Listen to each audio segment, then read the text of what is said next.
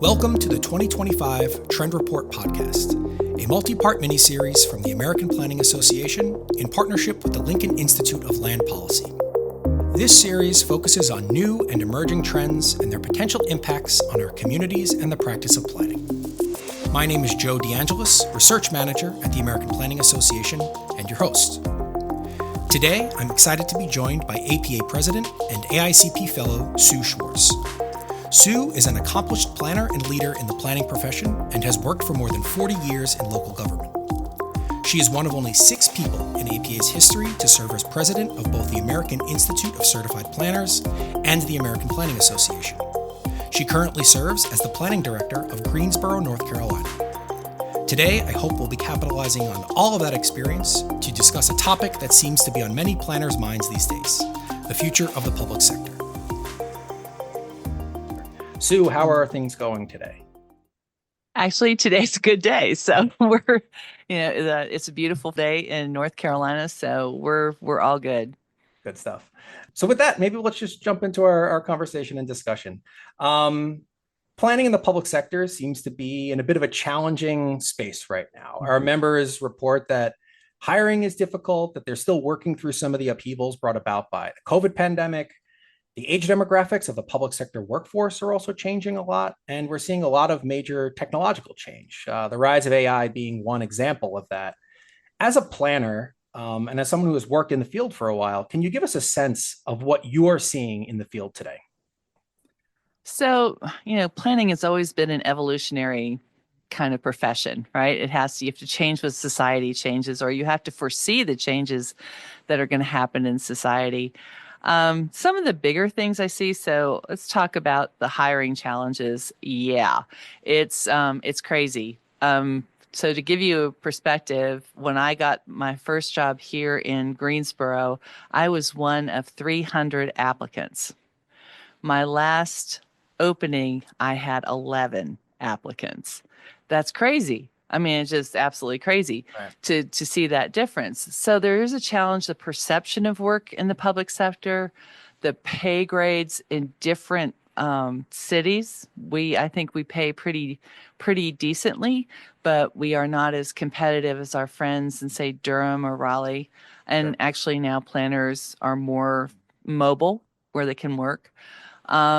So there's that, again, the perception of how hard it is in the public sector, given political environment. And I know we're going to talk about in a little bit, but it influences the perception of how are you going to be able to do your job. Right. So there's a lot of things. And then there's emerging technologies and keeping up with that, or will I be able to use emerging technologies? Will my organization allow me to do that? So there's a lot of challenges that we're seeing, but we're a profession that takes on challenges pretty well, I think. Yeah, absolutely. Maybe highlighting one of those challenges next. Planners are working with members of the community every single day, but in a lot of their outreach and engagement work, I think that they're witnessing firsthand some of the major challenges of extreme political polarization that's happening in the country today. There's a general sense that I've seen of, civility that's in decline, that sometimes people are a little more willing to be downright mean in a lot of these interactions, and that there's not much of a signal or sign that things are getting better. As we look into the future, what types of skills or characteristics or even attitudes do you think planners will need to be successful and thrive in this kind of environment? So I think one thing from a skill set standpoint, of planning skill set, I think our ability to do different engagement techniques and have that toolbox a pretty big and deep system that we have to call upon, because you see everything from I was just reading in the trends report a link to interactive mapping, and how cool is that? And you can get a certain segment of the population. But you have to be able to devise things from everything from the most sophisticated of users of computers and systems to the most basic. So let me give you an example of one of our projects. So we've had some interactive email and web surveys that we're working with a community and group. 2 most successful public meetings we had do a public meeting, but we didn't do we're going to stand up and talk to you, and then you're going to Sure. fill out, give us, cards, and then do post-it notes and voting dots. Not that that's a bad technique, but I think we're going to have to get a lot more creative about how we talk with people and make it a friendlier and inviting setting. We had open houses. We had a church help us and a community group help us sponsor those meetings instead of the city is coming to talk to you. Biggest hit we had, even though we got a lot of grief for it before it happened, we teamed up with the police department who has a group of volunteers that do cookouts. Sure. We had to buy the food, but they come out and they make the hot dogs and hamburgers. Saturday, 150 people came to give us our opinion about the Randleman Road corridor. How cool is that? That's not a sophisticated technique. It's pretty tried and true.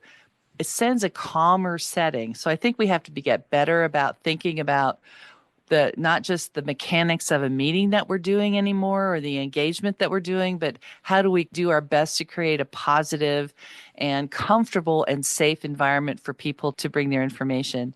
I think the other piece that we're seeing, though, is a lot of frustration with political situations at the city council level. To be honest, we've had to do some level of safety training just to make sure people, just in case, not that it has happened, but that specter of safety has to be addressed. Because some people come in, they're really angry and they're really upset at the zoning hearing, and they really don't, they want to be heard. They feel like their property values, their single most investment in their life is going to be impacted. One, understanding the why they're upset. You can't always understand all of them, too. But two, again, being prepared. Because I think the easier part that I learned with my staff is they just want to know what if. Is there a protocol? Do we go into when we set up a public meeting or in the city council chamber? And we do have security, we do have extra police and that kind of thing. But if something happened, what do I do? And you feel a little better about that. So you have to have your own sense of security. And last but not least, I think a skill as you grow in this profession and work is understanding, having a sense of personal resiliency. And that's something that takes intentional development. Understanding what are those things that you can help deal with these these stressors that we don't have control over, but it's part of our job. And for us to be impactful and helpful to our communities, we've got to take care of ourselves, make sure that we're okay. Part of it, I think people need to be passionate about their job. They need to care. But there's a line of then taking it too personally. Then it impacts your mental health, quite frankly. And I think learning how those techniques, each person is different on how they build their personal resiliency. But I think it's a increasingly an important skill to develop and take care and nurture yourself. Absolutely. Do you think that that'll continue to be the case, if we look ahead 10, 20 years into the future? I mean, I can only see it as growing more and more important as a skill, but I wanted to hear your take on that. Oh, absolutely. I think part of it, I'm a little saddened that it's taken us this long. I mean, I'm in this profession 40 plus years. We've only started talking about this in the last 2 years or so. Absolutely. Yeah. I'm saddened that this, because it's like, oh yeah, I can handle it. It's, it's whatever. We kind of toughen up. Yeah, buck up, buttercup kind of thing. And Right. no, yeah, you should. I mean, you have to be strong in this job, but that takes work and Definitely. effort. And I think as long as we understand and evolve and think create an environment for our staffs to learn, I think that's continues going to be a critical skill to not just survive these tough times, but you can thrive with your communities and help them navigate together. Absolutely. I was having a conversation with somebody yesterday, and we were talking a bit about how similar to this, it's not necessarily something that people just automatically learn about and build that skill just on their own through interactions with people, but something that can be hopefully actively taught and learned over, a period of time if they know that this is going to be a thing they need. It's not necessarily a natural thing that comes to a lot of people or planners who are in the field. They may have to be taught, right? And they may have to be more conscious in learning about this over time.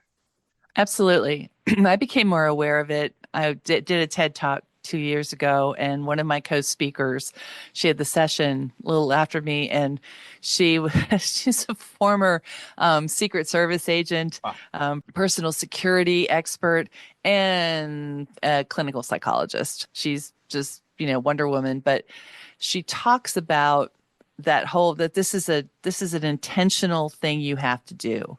Sure. And I laughed when she said it, because I said, well, my dad was a Marine, so let me explain to you how one toughened up Right. in my growing up in my environment. And she said, yes, but your dad actually was teaching you skills, and those skills need to evolve and be different. Just because, my dad's method of coping with that probably needed to evolve. Even the Marine Corps has evolved since then. Sure. Yeah. But thinking through, how do you handle, when people are screaming, and sometimes it's knowing when you get to remove yourself from the situation. Sometimes it's just knowing how not to respond, how to move forward. And then, if you're in a management situation, a director, you need to be able to make sure it's okay for your staff, and that they have the training, that they have the skills to handle things, because you're not always going to be there to step in.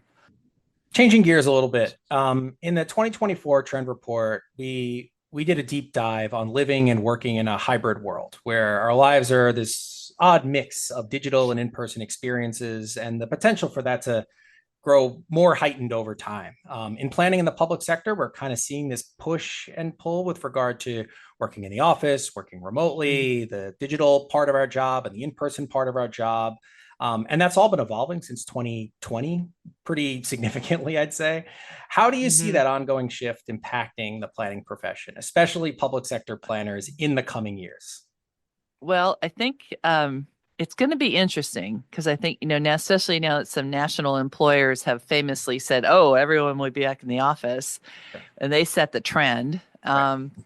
I'm fearful. So I think there's three things I see in this. One, I see people handling life a bit better with these options. Here in the city of Greensboro, you can work from home 2 days a week if your job allows it. I Sure. mean, so like a librarian cannot work from home 2 days a Right. week, for example. Right. Um, but I also see the option that people, because they have the equipment for it and they can do it, they have a little more flexibility to handle family life, home life, whether it's caring for an elder or a special needs child or whatever themselves, frankly. So I think it's become a healthier workplace. The challenge for any kind of manager is to make sure that you have enough face-to-face time, because the one thing we've kind of learned is that you have to have those connections. You have to have intentional connections with each other to be effective. It becomes too easy to, oh, they're at home, that we won't bring them in, or we don't want to disturb them, or whatever. So you've got to evolve your management practices. You have to be available to the public. That is they expect that. Mm-hmm. They might understand working from home, but they might not understand that you're not going to return their phone calls for 2 days because you're working from home. Right. So we, for example, have the practice of, you must keep up with your calls. You must respond. It's up to us to set the guidelines for that to be effective, so that doesn't impact our interaction with the public.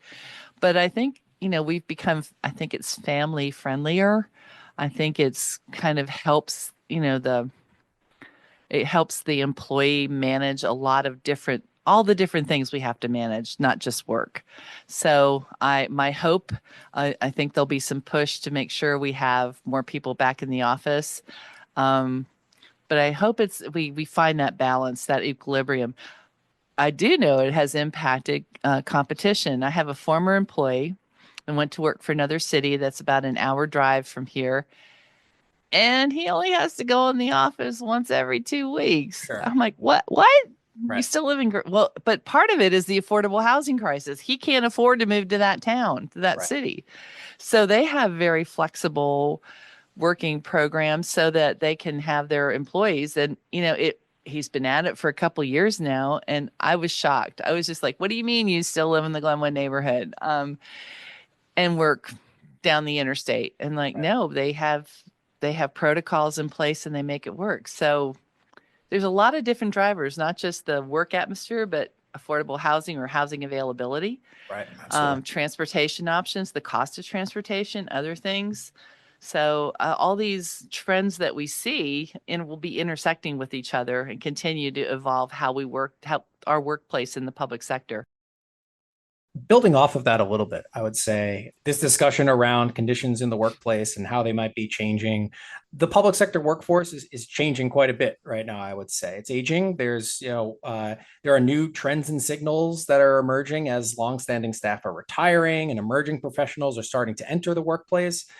Even as hiring might be more challenging and difficult in certain circumstances, are the needs of the new folks who are coming on board different from current employees or folks who have worked in the public sector for a long time?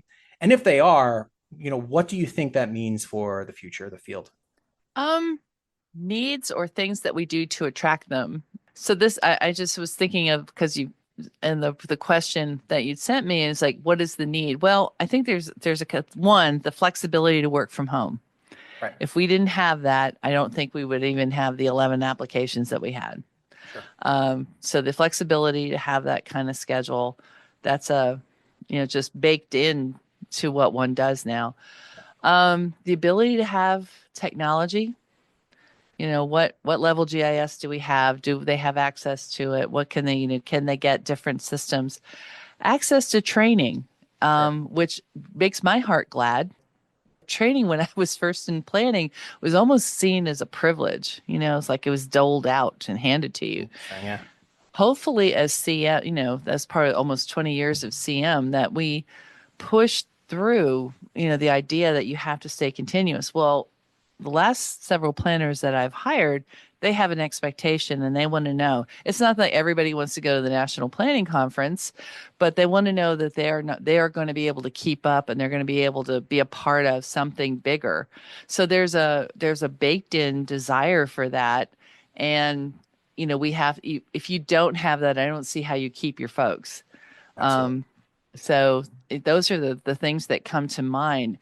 Our employees now, our youngest ones, were part of the COVID generation, so they Right. either they didn't have a graduation ceremony. There were other things, and so there's a little socialization we have to do on our part. It's just because you don't realize those things you pick up when you're with a group of people, a cohort in school. So it's nothing horrendous or terrible. It's just like, oh, okay. We have to be intentional about this, about how you work in an office or noise or this. I laugh because I said I have to get better headphones for everybody. Sure. So I couldn't get the cheapest thing on Amazon, right? But they work better actually with the better equipment. But it was just kind of very shyly a year ago. One of my newest employees said, well, "I don't know how to tell you this, but these headphones are crap." Right. and Yeah.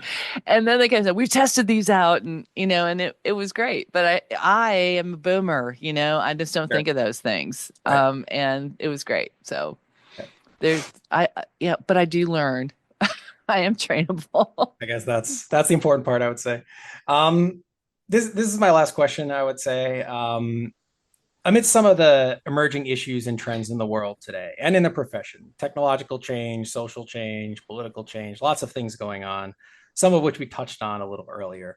Can you maybe speak a little on why you see working in planning in the public sector as especially important and rewarding? And if you think that that'll continue to be true in the coming years as these trends continue to evolve and potentially impact the public sector? I think, I probably have said this several times in my career, but I think the public sector needs planners more than ever. Sure. We are uniquely trained to look at the interconnectedness of things, but also look at the big picture of things and these things that impact. Looking at what's happened in North Carolina, we had this catastrophic, unprecedented event in the western part of the state that's going to be a decade or more in recovery. But who can handle this? You've got to deal with the immediate and the survival, and then getting to some level of sustaining, and then what happens next. I don't know that any amount of planning could have predicted or prevented the catastrophe that occurred. It is once almost millennial kind of thing that happened. But understanding the infrastructure network, the needs of the humans, there's all the surface level stuff that has to happen, the water and sewer lines, transportation, but also you've got real human trauma, and people have fears and concerns. And so I think that's just an example. And then people want to interject, well, this is a global warming. It is, but the time to talk about that might not be right now. But talking about it, and then talking about how it impacts different parts of our population differently. So I think the future, and as I'm looking at the trends, our job has always been to stay ahead of the curve, to look what's going on out there, to prepare our communities the best we can, to look at, for example, let's just take one piece. So electric car, we have a new electric battery plant going online. Thank you, Toyota, 3,000 jobs. Learning what that impact is on parking decks. As a full electric cars, our parking infrastructure is to handle the increased weight. Who thinks about that? Planners do. Who thinks about how do we disperse that kind of demand so that we can manage it better? Or do you wait till, something horrible happens and then go, oh crap, why didn't we do this? So I think for us, I just kind of pull this back in because we have to look at all these things that are happening around us. We have to be able to translate, what does this mean to my community? And here are the actions we can take to address them and give people choices, but also have the conversation together about those choices. We are an important cog in the democratic process. Our job is to bring people together, talk about the future, talk through different choices about those futures, and make sure that everyone has an equitable chance in that future. It's a very noble thing. I think we have to sometimes lean into the nobility of what we do. It's hard to be noble when everybody's yelling at you because you didn't get their zoning case approved or whatever. But the nobility is in the effort and making sure that we have a level playing field, we have a complete playing field, and we're working very hard for an outcome for our children, our grandchildren will be proud of. I think that's a hopeful note on which we can end for today. Thank you, Sue, for joining us for this really fun conversation. We really appreciate it. Joe, thank you very, very much. I had fun. For more on this topic, an adapted version of this discussion, and many other collected trends and signals, please check out APA's 2025 Trend Report, which is available at planning.org/foresight. To hear previous episodes, visit us at planning.org/podcast. You can also subscribe on Apple Podcasts, Spotify, Overcast, or wherever you get your podcasts.